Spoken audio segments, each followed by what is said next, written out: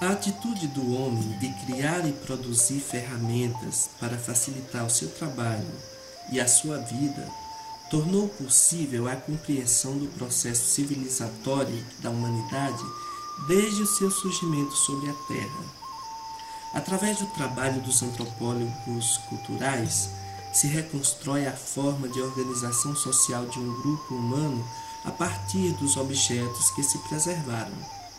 Assim, através desses objetos, é possível saber como determinado grupo vivia o seu dia a dia. O homem também produz coisas que não têm uma utilidade imediata, mas que faz parte da sua vida, que expressam a sua visão a respeito do momento histórico que se vive. Essas criações também contam de forma muito fiel a história do homem ao longo dos séculos. Elas retratam, às vezes, elementos do meio natural e outras vezes expressam sentimento e religiosidade ou ainda retratam situações. A arte rupestre existe desde o Paleolítico, nas cavernas ou nos tetos das grutas ou ao ar livre, sob a forma de pinturas. Alguns estudiosos acreditam que esses lugares funcionavam como santuários onde se praticava ritos mágicos. Em suas pinturas, o homem da caverna usava óxidos minerais, ossos carbonizados, carvão, vegetais e sangue de animais. Os elementos sólidos eram esmagados e dissolvidos na gordura dos animais, nas cores ocre, vermelho e preto. Tudo leva a crer que eles usavam como pincel os próprios dedos, mas também usavam pincéis feitos com penas e pelos. Os investigadores levantaram algumas hipóteses sobre essa arte. Uns acham que essas pinturas seriam ritos mágicos para se obter sucesso nas caçadas. Outros acham que seria uma forma de culto aos animais, símbolos de poder da natureza. À medida em que os seres humanos foram evoluindo, começaram a questionar sobre a vida e os fenômenos naturais. A necessidade de explicar alguns mistérios, como o fenômeno do nascimento, a morte, o crescimento das plantas, a chuva, o dia, a noite, levou-os a desenvolver crenças religiosas. Os primeiros homens viviam em pequenos grupos e habitavam em cavernas ou grutas para se protegerem dos animais selvagens e das más condições atmosféricas.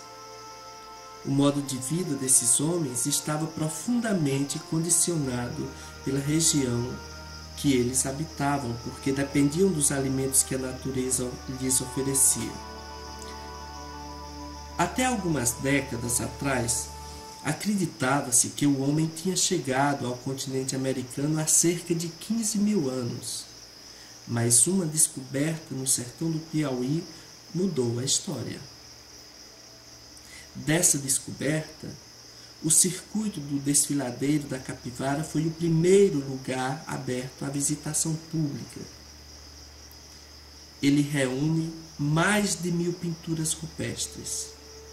O sítio abriga os mais antigos vestígios da presença do homem nas Américas, que, segundo os pesquisadores, tem em torno de 100 mil anos. O sítio é cuidadosamente preservado. As rochas, diferente da Pedra do Letreiro no sítio Capoeiras, são bastante porosas, o que faz com que elas se desprendam com muita facilidade. As trilhas são delimitadas para evitar o contato direto dos visitantes com as pinturas. Todos os grupos são acompanhados por guias especializados para prevenir qualquer tipo de depredação e garantir a preservação das artes rupestres, que são consideradas obras-primas da humanidade. A Paraíba conta com um importante legado deixado pelo homem primitivo, que é a Pedra do Ingá, uma rocha com 24 metros de extensão e cerca de 4 metros de altura, toda preenchida com dezenas de inscrições gravadas em baixo relevo. A Pedra do Ingá é tombada como patrimônio nacional e está situada no leito do rio Ingá de Bacamarte, no município de Ingá, a cerca de 100 quilômetros de João Pessoa. No Brasil, existem vários e valiosos sítios arqueológicos. Muitos deles já foram destruídos e muitos outros estão seriamente ameaçados de extinção. Infelizmente, a Pedra do Letreiro, sítio arqueológico localizado no sítio Capoeiras, no município de Bernardino Batista, está entre este grupo ameaçado. Segundo informações, já foram feitas várias queimadas em torno da pedra, além das agressões da própria natureza que aos poucos estão apagando o que resta dos vestígios dos primeiros povos que habitaram o município. Um pouco das pinturas rupestres é o único vestígio mais concreto que resta da história desse povo, tendo em vista que, segundo o que se sabe, vários objetos que lhes pertenceram foram perdidos ou destruídos, como é o caso dos cachimbos, das flechas e do cemitério indígena. Na história do município não há nenhuma citação da passagem desses povos, apesar dos depoimentos de que os índios abandonaram a região em 1827, 12 anos depois da data da chegada do padre José Dantas Roteia, primeiro habitante da comunidade de Serra do Padre, atual Bernardino Batista. Para que se possa preservar o sítio, se faz necessário que seja estabelecido um convênio com uma das universidades existentes no estado da Paraíba, a fim de que o sítio possa receber trabalhos de identificação, mapeamento das figuras, datação e prospecções arqueológicas no entorno do abrigo, a fim de que se possa ter maior conhecimento da população indígena que ocupou o local, e também se faz necessária a catalogação do sítio no Cadastro Nacional dos Sítios Arqueológicos. É necessário, em caráter emergencial, que se tome algumas providências, como não retirar os objetos pré-históricos do lugar onde foram encontrados, não pintar, rabiscar ou escrever sobre as pinturas rupestres, nem sobre a rocha onde se encontra, não escavar o local, não retirar plantas e árvores, não extrair pedras e outros materiais na área do sítio, não instalar acampamento na área do sítio, não fazer queimadas ou fogueiras em locais próximos, não jogar água sobre as pinturas, promover a retirada contínua das casas de marimbondo, vespas e cupins sobre o painel de pinturas sem a utilização de fogo, manter uma trilha aberta com ampla sinalização que facilite o acesso ao sítio e, em caso de visitas ao local, controlar o número de pessoas para, no máximo, 6 integrantes por visita, incluindo o guia e responsável pela turma, que deve informar ao grupo acerca dos procedimentos que foram listados aqui. Faz-se necessário um trabalho de educação patrimonial junto à comunidade, para que ela se aproprie de forma adequada do sítio arqueológico como integrante de sua identidade coletiva.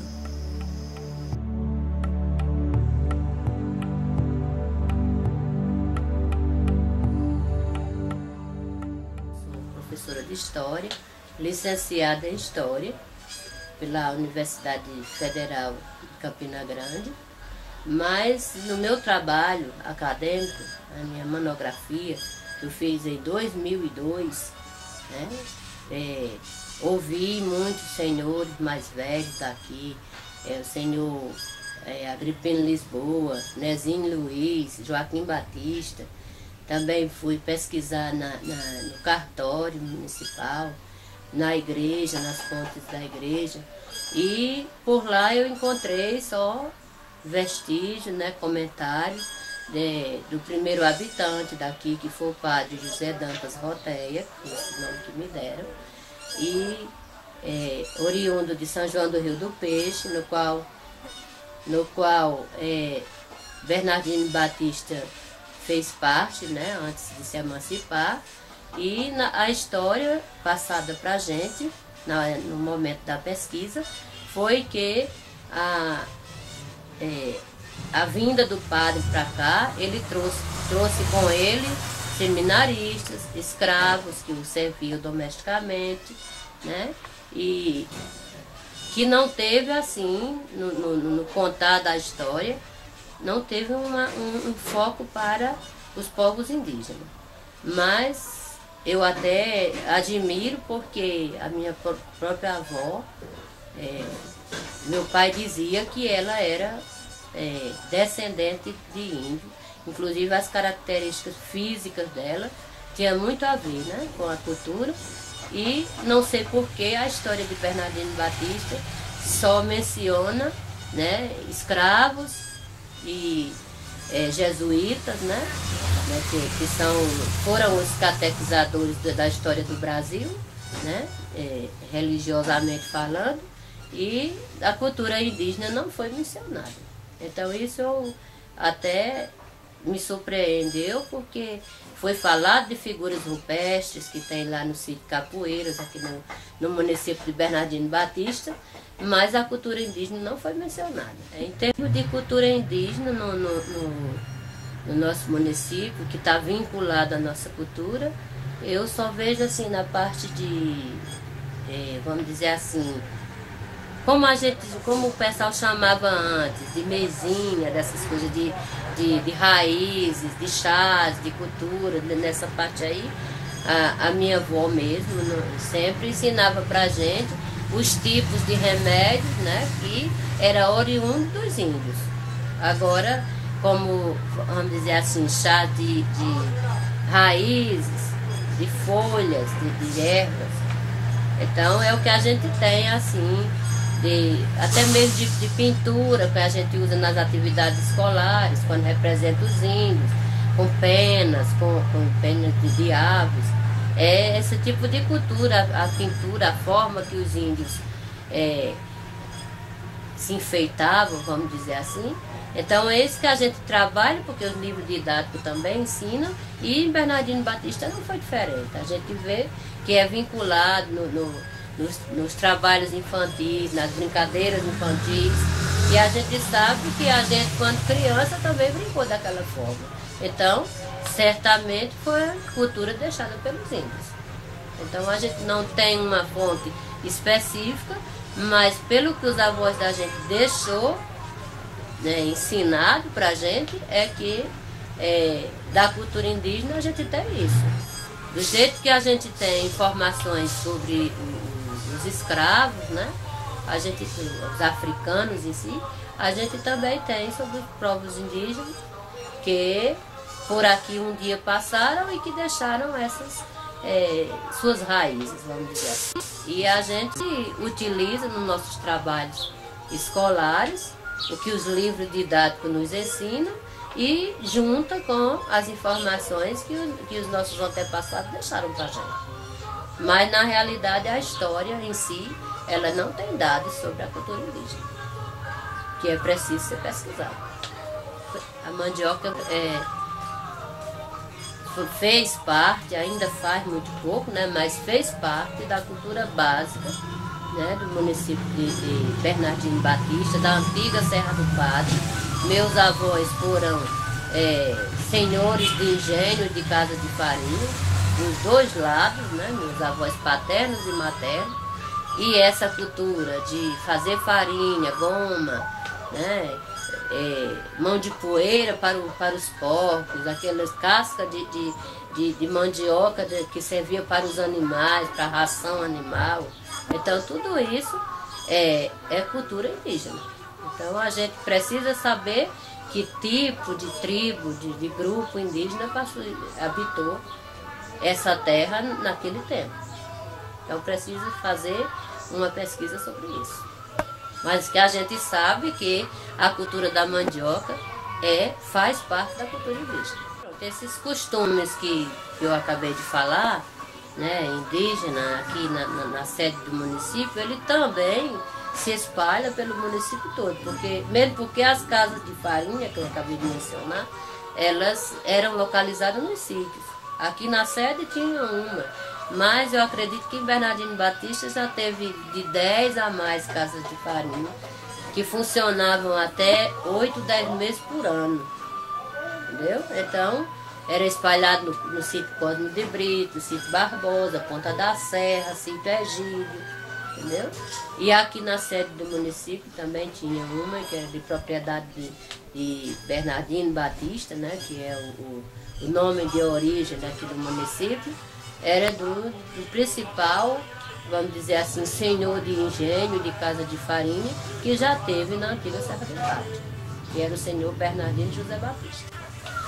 Continuava uma cultura onde a gente conhece é a cultura indígena. Já morando aqui, porque aqui ele chegou, ele é natural do sítio de Genipapeiro, né? Agora município do Poço Zé de Moura, e ele aqui chegando, inclusive negociando com o produto da mandioca, né? Que ele veio para cá com esse fim de trocar arroz por farinha, que naquele tempo o comércio era de troca, né? E ele fazia entangida de animais, ele trazia arroz para aqui, para a Serra do Padre, e levava em troca rapadura, farinha, como os derivados dos produtos da época. Isso por volta de 1920, mais ou menos. Né? Então, quando ele passou a residir aqui. Aí, daqui começou a habitar, a construir, a igreja já foi ele que construiu, junto com o povo da época. A padroeira foi ele que escolheu o nome, né, entre três, porque até tem na história diz que entre Nossa Senhora dos Remédios, dos Milagres e da Saúde, né? Aí escolheram Nossa Senhora dos Milagres. Então, ele tem muito a ver com a história daqui, porque realmente ele ajudou a construir esse lugar, esse município que é atualmente. E a história daqui é tudo numa cultura basicamente agrária, como o Brasil sempre foi, né? Agrário, exportador, monocultor. E o nosso produto não digo de exportação, que naquele tempo não tinha, mas de comércio, ainda de troca, que eu já mencionei, foi exatamente os produtos da mandioca, da cana-de-açúcar, né? Que com certeza faziam parte também da cultura indígena. Que eu repito que não foi mencionada na história, as fontes que a gente pesquisou não mencionaram, e que a gente precisa, né, buscar mais fontes que possam esclarecer para a gente porque Bernardino Batista não teve um foco na história sobre a cultura indígena. Né? É até o momento da gente procurar uma pesquisa mais profunda sobre isso. Nós moramos aqui desde de 1944. Eu sou filho de Iguatu, no Ceará. Quando cheguei aqui, eu estava na idade de 16 anos, que aqui era a terra de meu pai. E lá no Iguatu era a terra da minha mãe. Aqui, antigamente, aí era um ardeirinho.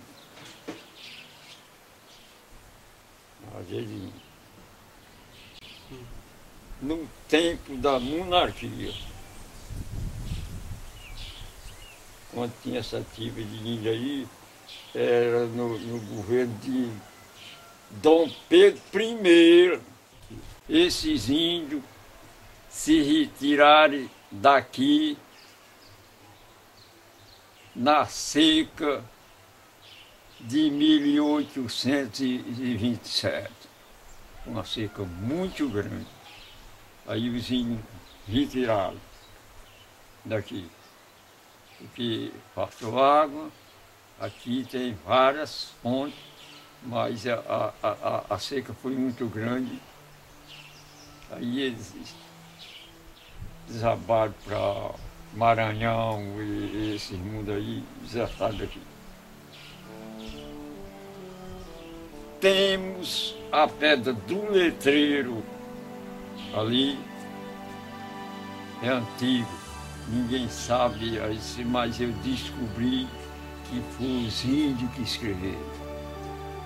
Bem, essa aldeia aqui tem os Tabajara, que é da Paraíba, mas essa aldeia aqui era ligada aos pontos iguais de Rio Grande do Norte.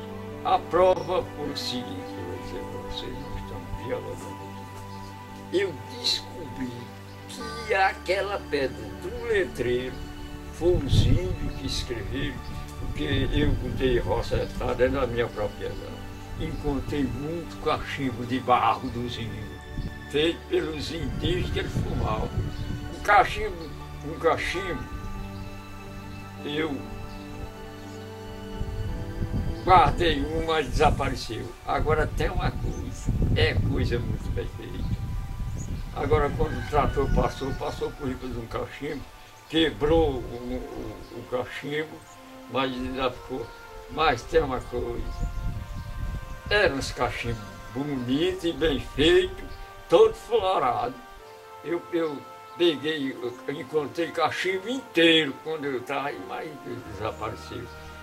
Eu, até um tempo desse, não sei o que fizeram. Eu tinha uma preaca da frecha do zinho, feito de osso, maciço, capaz de furar até a perna. Mas eu tinha ela guardada, mas desapareceu. A prova pura é que aquele letreiro foi feito pelos indígenas.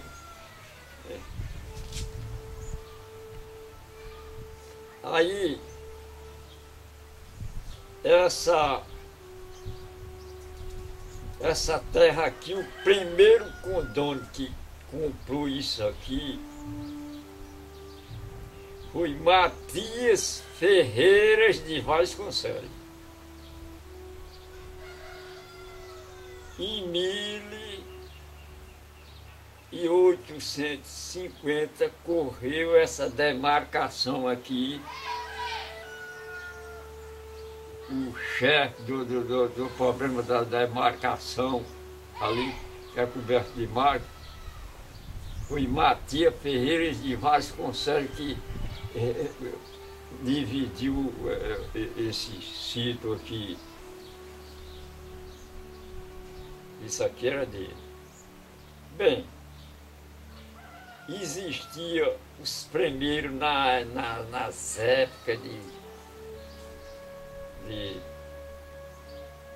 Matias Ferreira de Vasconcelos, tinham umas pessoas que moravam aqui. Morava Madalena, onde tem a pedra do letreiro. A Madalena ali onde é a pedra do letreiro.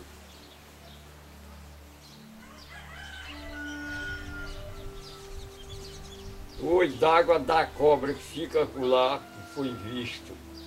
Ele recebeu o nome de olho d'água da cobra, que foi uma cobra imensa. Aí foi batizado por olho d'água da cobra. O olho d'água morto, esse que você passou ali, não tinha aquela água naquele dia. E o olho d'água morto. Ali foi onde foi encontrado o morto. Aí batizaram o nome do olho d'água de olho d'água moço.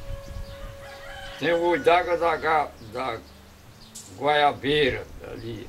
Era onde antigamente eram as goiabeiras, botaram o nome de olho d'água das goiabeiras.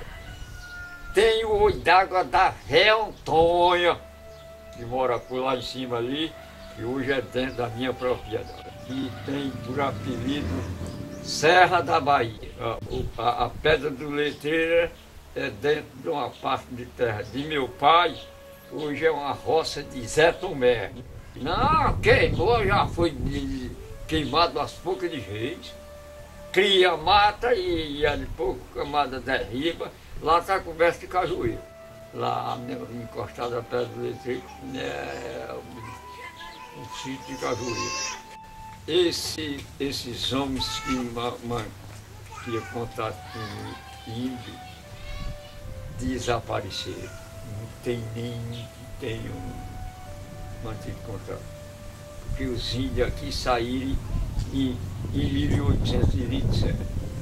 Os índios se retiraram por falta da seca que foi grande. Aqui nesse canto aqui foi descoberto muitas covas de índio. Tem uma cruz acolá, isso aqui era uma vereda. Bem, nesse tempo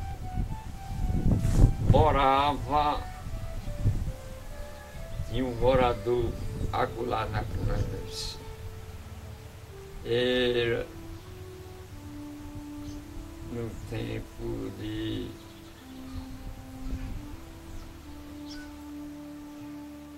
Matias Ferreira de Vasconcelos. Ele morava ali. A estrada passava aqui. Umas veredas. Isso aqui era coberto de mata. A onça matava. Tipeto morava ali. Tipimino morava ali. Teve um lajeiro aí. A onça vinha sangrar. Boda ali naquele lajeiro. E quando nós chegamos logo, eu descobri que a pedra onde ele mexeu a tinta, ficou os pingos da tinta na pedra. Embaixo ele escreveu em cima. Aquilo ali foi a arrumação do chefe do índios que escreveu. Agora aquelas letras não tem quem ler não.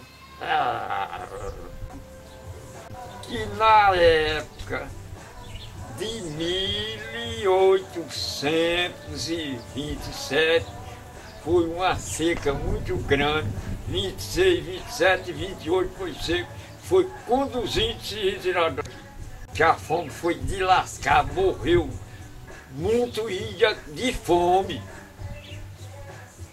Eles se retiraram porque morreu muito índio de fome e quase que não escapa agora. A seca de 27 foi pior do que a de 77.